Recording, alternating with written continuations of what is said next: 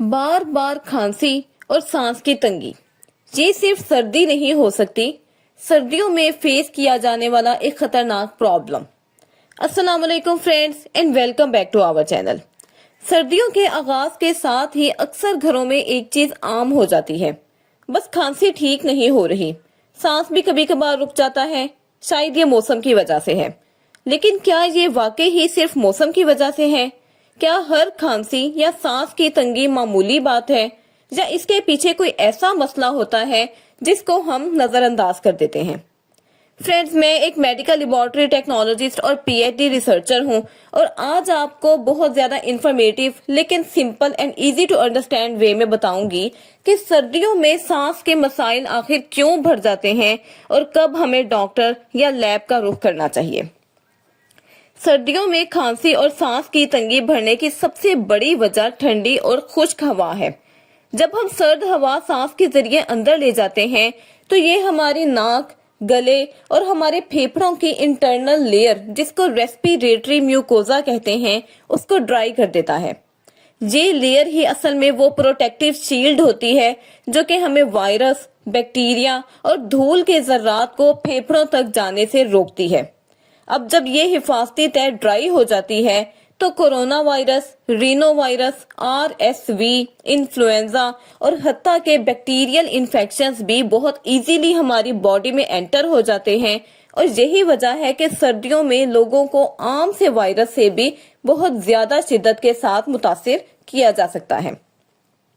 अब दूसरी वजह यह है कि सर्दियों में हम ज्यादातर वक्त बंद कमरों, कम हवादारी वाले घरों, स्कूल्स या ऑफिसेज में गुजारते हैं, जहां एक शख्स को खांसी हो तो कफिंग या स्नीजिंग से या इवन के बोलने से भी हवा में ड्रॉपलेट्स के जरिए वो दूसरे फर्द के फेफड़ों में मुंतकिल हो जाते हैं।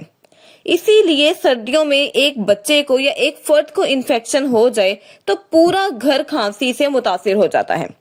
इसके अलावा धुआं, गैस हीटर्स, मोटरसाइकिल्स, इसके अलावा लकड़ी या कोयले का धुआं और घरों में बंद जगहों का पोल्यूटेड एनवायरनमेंट भी सांस के मसाइल को कई गुना ज्यादा बढ़ा देता है।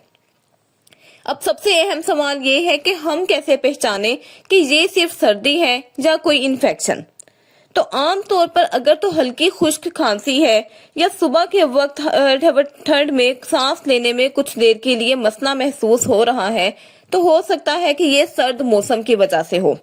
लेकिन अगर खांसी 10 दिन से ज्यादा रहने लगे, इसके साथ साथ बुखार भी हो, सीने में जलन या घबराहट हो, सांस लेने के दौरान सीटी की आवाज आए, थोड़ा सा चलने पर भी हमारा सांस फूल जाए, या रात में अक्सर सांस रुकने जैसी कैफियत हो, तो ये सिर्फ सर्दी नहीं बल्कि ये रेस्पिरेटरी इन्फेक्शन का वाजिया इशारा है।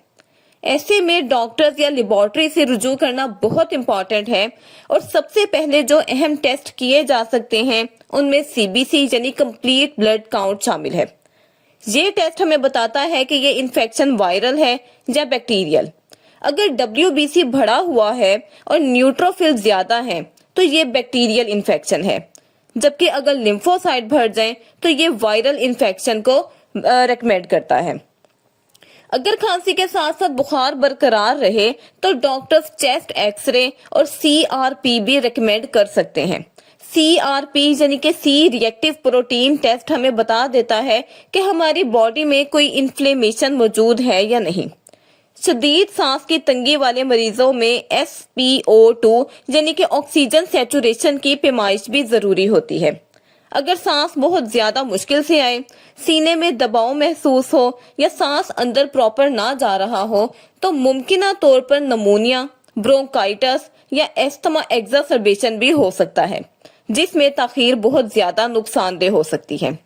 अब बास केसेस में RSV टेस्ट, इन्फ्लुएंजा टेस्ट या PCR रेस्पिरेटरी पैनल भी किया जाता है, खास तौर पर अगर खांसी लंबे अरसे तक जारी रहे या घर में बच्चे, बुजुर्ग या कोई ऐसा फर्द मौजूद है जिनकी इम्यूनिटी जरा कमजोर है।